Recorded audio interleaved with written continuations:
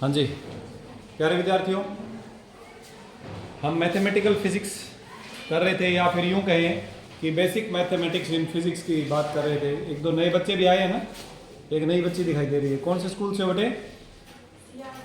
ठीक है, बैठ जाओ, शाबाश। और कोई बच्चा है जिसका आज फर्स्ट डे है?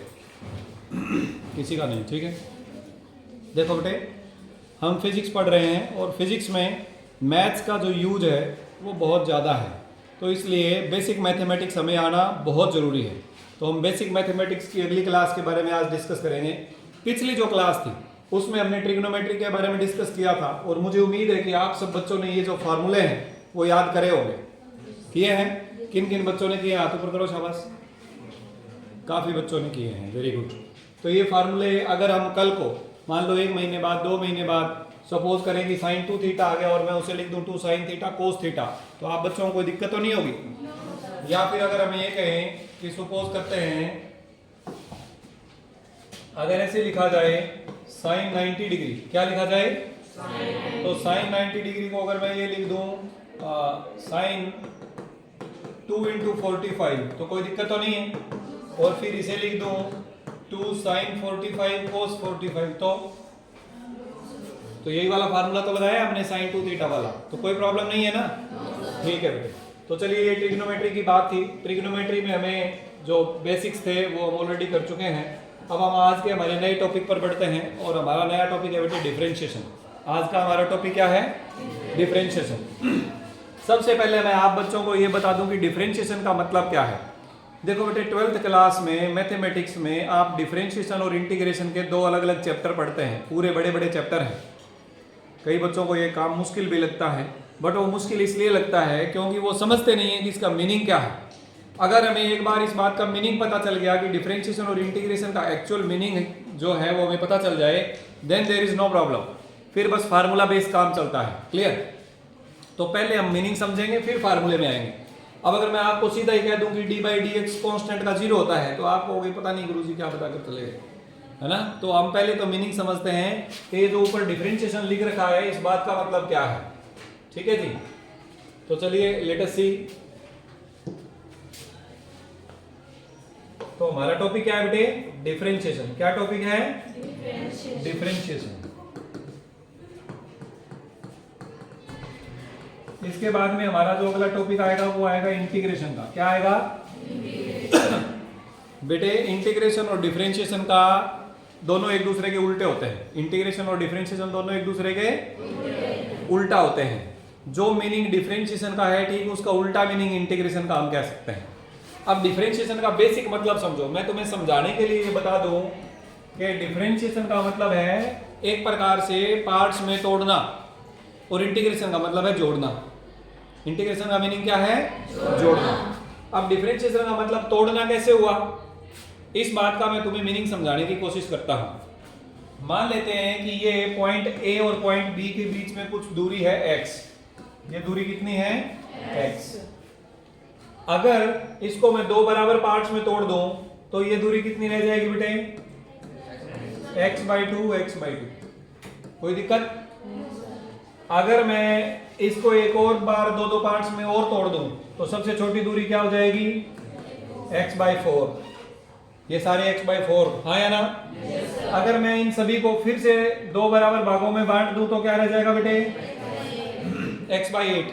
तो सभी को बांटे तो सारे टुकड़े x/8 के हो जाएंगे। तो मैं आपको ये कहना चाह रहा हूं कि जैसे ये x/8 है, वैसे ये दोनों भी x/8, ये भी x/8 और ये भी x/8, हाँ या ना? बोलो। yes, sir। तो सबसे छोटा टुकड़ा क्या है? x/8। इस टुकड़े को अगर हम 8 बार जोड़ दें, कितनी बार जोड़ दें? 8 टाइम्स, तो क्या बन जाएगा बेटे? x बन जाएगा। क्या बन जाएगा? x। इसी प्रकार जो अगर मान लो हमने 4 भागों में तोड़ा होता तो x/4 को 4 बार जोड़ने से क्या बन जाता? हाँ या ना? इसका मतलब जितने टुकड़े हम बनाते जा रहे हैं, हर छोटे से छोटे टुकड़े को उतनी बार जोड़ने से x बन रहा है। हाँ या ना? बोलो। अब अगर मैं आपको ये कहूं कि x/50 तो कितनी बार जोड़े कि x बन जाए, तो आप कहेंगे 50 टाइम्स, हाँ या ना? अगर मैं आपको कहूं कि x/∞ को कितनी बार जोड़े कि x बन जाए, तो आप क्या कहेंगे? इनफाइनाइट टाइम्स, क्या कहेंगे? Infinite times. तो ये जो है ना बेटे, वैसे तो ये मैथमेटिकली जीरो के इक्विवेलेंट होता है। किसके इक्विवेलेंट होता है? जीरो। बट हम यहाँ पर ये जो x है, सॉरी जो ये जो नंबर लिख रहे हैं इसकी जगह मैं लिख दूं n। क्या लिख दूं? n।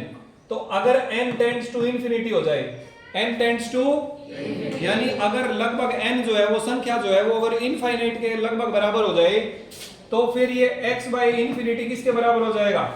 अप्रोक्सीमेटली जीरो के। तो इसे बोलते हैं बेटे dx। इसे क्या बोलते हैं? dx। तो मैं आपको ये कहना चाह रहा हूं कि x जो लेंथ है उसको अगर दो भागों में तोड़ें तो छोटा टुकड़ा क्या बोलेंगे? x by 2। चार भागों में तोड़े तो क्या बोलेंगे? x by 4। 8 में तोड़े तो, और इनफाइनाइट में तोड़े तो dx। इनफाइनाइट में तोड़े तो dx जो है ना बेटे वो वेरी स्मॉल पार्ट बोला है हमने, वेरी स्मॉल पार्ट। क्लियर है कि नहीं है? इसी को आप ध्यान देना बेटे। अब अगर मैं आप बच्चों को ये कहना चाहूं कि डिफरेंशिएशन ऑफ, एक मिनट, डिफरेंशिएशन ऑफ x, तो इसे लिखते हैं बेटे dx। डिफरेंशिएशन ऑफ x को क्या लिखेंगे? dx। तो डिफरेंशिएशन ऑफ x बराबर क्या हो गया? dx। तो एक तरीके से हमने समझा है कि भाई x को अगर छोटे छोटे पार्ट्स में तोड़ दिया जाए तो जो सबसे छोटे वाला पार्ट है वो उसका डिफरेंशिएशन कहलाएगा। Is it okay? एक और तरीके से भी समझ सकते हैं, ये इसे चेंज इन x भी बोलते हैं। क्या बोलते हैं बेटे? चेंज इन x, यानी x में बदलाव, चेंज इन x। क्लियर हुआ कि नहीं हुआ? कोई दिक्कत किसी बच्चे को? अब मुझे एक बात बताओ बेटे, अगर मैं यहां से लेकर यहां तक चला x, मीटर किलोमीटर कुछ भी हो, x चले हम, तो x में बदलाव x के साथ कितना हुआ? x में बदलाव x के साथ 1। x में x के साथ बदलाव कितना हुआ बेटे? 1। उसे ऐसे लिखा जाता है, ऊपर जो क्वांटिटी लिखते हैं जिसमें हम बदलाव ढूंढ रहे हैं, change in which quantity, divided by वो क्वांटिटी जिसके साथ बदलाव ढूंढ रहे हैं। मान लो ऊपर कोई क्वांटिटी है, जैसे मैं आपको ये बोलूं change in displacement, change in, और नीचे वाली क्वांटिटी की जगह मैं ले लूं टाइम। क्या ले लूं? तो आप क्या बोलेंगे कि सर आपने तो वेलोसिटी लिख दिया, हाँ या ना? तो वेलोसिटी बराबर होता है change in displacement by time. अब इसे ऐसे भी लिख सकते हैं, कैसे लिख सकते हैं बेटे? इसे लिख सकते हैं चेंज इन डिस्प्लेसमेंट को मैंने लिख दिया dx से और टाइम को मैंने लिख दिया dt से। तो ये हो गया बेटे change in displacement by time, change in displacement bye, और इसी को क्या बोलते हैं? तो इसका मतलब ये हुआ कि मैं वेलोसिटी को लिख दूं dx बाय dt तो कोई दिक्कत तो नहीं है? पक्की बात है ना? ये तो था बेटे, मैंने आप बच्चों को थोड़ा बेस बनाया है ताकि आप डिफरेंशिएशन का नाम समझ के, नाम सुनने के बाद डरे नहीं भाई ये पता नहीं क्या चीज आ गई। सिंपल बात है, डिफरेंशिएशन का मतलब हम किसी एक फिजिकल क्वांटिटी में चेंज ढूंढ रहे हैं। क्या ढूंढ रहे हैं? ढूंढ रहे मींस पता करना चाह रहे हैं कि कितना चेंज हुआ, और किसी दूसरी क्वांटिटी के साथ, जैसे कि समय के साथ डिस्टेंस में कितना बदलाव हुआ, या समय के साथ वेलोसिटी में कितना बदलाव हुआ, ऐसा करके। क्लियर हुआ? चलिए आगे बढ़ते हैं। तो ये हमने लिखा वेलोसिटी में, सॉरी डिस्टेंस में टाइम के साथ बदलाव को क्या बोलते हैं? वेलोसिटी बोलते हैं। क्या बोलते हैं बेटे? बोलो यहां तक किसी बच्चे को कोई दिक्कत है? पक्की बात है ना? अभी अभी मैंने लिखा v is equal to dx by dt, v is equal to dx by dt। अब ध्यान से समझना, और मैं इसे कैसे लिख सकता हूं? मैं इसे लिख सकता हूं बेटे d by dt of x। अगर इसे हम बोले, मेरी बात को ध्यान से समझना, मैं इसे कैसे बोलना चाहता हूं? मैं इसे ऐसे बोल सकता हूं v is equal to dx by dt। ये तो हो गया जो मैथमेटिकली लिख रखा है। मैं इसे ऐसे भी बोल सकता हूं d by dt of x। अब इस बात का क्या मीनिंग है ये समझिए। इस बात का मीनिंग ये बेटे, ये क्या बता रहा है? Change with time, change with time. किस में? x में। Change with time of x, यानी टाइम के साथ x में बदलाव। हाँ या ना बोलो? इसे वेलोसिटी बोलते हैं। भाई टाइम के साथ वेलोसिटी, डिस्टेंस में कितना बदलाव हुआ उसे हमने स्पीड बोल दिया। कोई दिक्कत है किसी बच्चे को? तो ये d बाई dt, इसे मैं क्या बोल सकता हूं बेटे? Change with time, change with time. तो इसे बोलते हैं बेटे डिफरेंशिएशन फंक्शन। इसे क्या बोलते हैं? Differentiation function. तो इसका मतलब ये हुआ कि अगर मैं x का डिफरेंशिएशन करूं टाइम के साथ, अगर मैं x का डिफरेंशिएशन करूं टाइम के साथ तो मुझे वेलोसिटी मिलता है। तो मुझे क्या मिलता है? वेलोसिटी। तो चलिए फिर बताइए, एक्सेलरेशन बराबर होता है change in velocity with time, हाँ या ना? तो मैं इसे क्या कह सकता हूं? मैं ये कह सकता हूं कि वेलोसिटी में कितना बदलाव हुआ टाइम के साथ वो एक्सेलरेशन होता है। वेलोसिटी में कितना बदलाव हुआ टाइम के साथ वो क्या होता है? एक्सेलरेशन। तो क्या मैं ये कह सकता हूं कि वेलोसिटी का टाइम के साथ डिफरेंशिएशन कर दीजिए? क्या मैं ऐसा कह सकता हूं कि वेलोसिटी का टाइम के साथ डिफरेंशिएशन कर दीजिए? ऐसा कहूं तो कोई दिक्कत है क्या? बेटे अगर नहीं समझ आ रहा तो आप मुझे बिल्कुल कह सकते हैं कि सर नहीं समझ आया है, यहां से ये वाली बात दोबारा समझाएं। समझ आ रहा है तभी यस बोलना है, नहीं समझ आए तो बोलना है नहीं समझ आ रहा सर, दोबारा बताएं, ठीक है ना? dv/dt क्या शो कर रहा है? ध्यान देना बेटे, मैं आपको लिख कर बताता हूं। ये क्या शो कर रहा है? ये बता रहा है d/dt ऑफ v। अब d/dt ऑफ v, इसका मीनिंग समझो, ये क्या कह रहा है? Change with time. किस में ढूंढ रहे हैं हम? v में ढूंढ रहे हैं। किस में ढूंढ रहे हैं? और इसी को एक्सेलरेशन बोलते हैं। इसी को क्या बोलते हैं? एक्सेलरेशन होता है वेलोसिटी में टाइम के साथ बदलाव, वेलोसिटी में टाइम के साथ बदलाव, और इसी को बोलते हैं डिफरेंशिएशन ऑफ वेलोसिटी। ध्यान देना, ये जो क्वांटिटी मैंने यहां लिख रखी है, मैं इसको ऐसे भी बोल सकता हूं, differentiation of velocity with time. Differentiation of velocity with time. तो आप डिफरेंशिएशन का मीनिंग समझे कि नहीं समझे? डिफरेंशिएशन का मीनिंग है बेटे किसी एक क्वांटिटी में बदलाव किसी दूसरी क्वांटिटी के साथ, किसी एक क्वांटिटी में बदलाव किसी दूसरी क्वांटिटी के साथ। जैसे अब अगर मैं तुम्हें कहूं dx/dx, तो बताओ मैं क्या कहना चाह रहा हूं? मैं कह रहा हूं x में x के साथ बदलाव, कि भैया बताओ कि दूरी में दूरी के साथ कितना बदलाव हुआ? आप कहोगे जी 1 हुआ। 5 मीटर चले तो कितना चले? 5 मीटर चले, 5/5 बराबर 1, हाँ या ना? लेकिन अगर मैं आपको ये कहूं dx/dt, ये थोड़ा मीनिंगलेस सा लगता है लेकिन ये मीनिंगफुल है। ऐसा समझना तो मीनिंगलेस है, ये मैंने सिर्फ समझाने के लिए बताया है कि भाई ये 1 होता है। ये क्यों बताया है मैंने? कि अगर हम जब फिजिक्स में मैथमेटिक्स को लगाएं, अप्लाई करें, तो किसी क्वांटिटी में बदलाव उसी के साथ अगर पूछा जाए तो हमेशा 1 होता है। जैसे कि टेम्परेचर का टेम्परेचर के साथ बदलाव 1, वेलोसिटी का वेलोसिटी के साथ बदलाव 1, फोर्स में फोर्स के साथ बदलाव 1, डिस्टेंस में डिस्टेंस के साथ बदलाव 1, टाइम का टाइम के साथ बदलाव 1। अंडरस्टूड और नॉट? लेकिन जब क्वांटिटी अलग अलग हो तब उसका मीनिंग डिफरेंट होता है। जैसे डिस्टेंस का टाइम के साथ बदलाव वेलोसिटी, वेलोसिटी में टाइम के साथ बदलाव एक्सेलरेशन, मोमेंटम का टाइम के साथ बदलाव फोर्स। समझे कि नहीं समझे? देखो आपने अब से पहले ऐसा लिखा हुआ देखा है, एक तो ये देखा है कि नहीं देखा? ये बताओ, velocity is equal to dx/dt। दूसरा ये बताओ एक्सेलरेशन बराबर dv/dt। तीसरा ये बताओ f is equal to dp/dt, dp/dt, Newton का दूसरा नियम।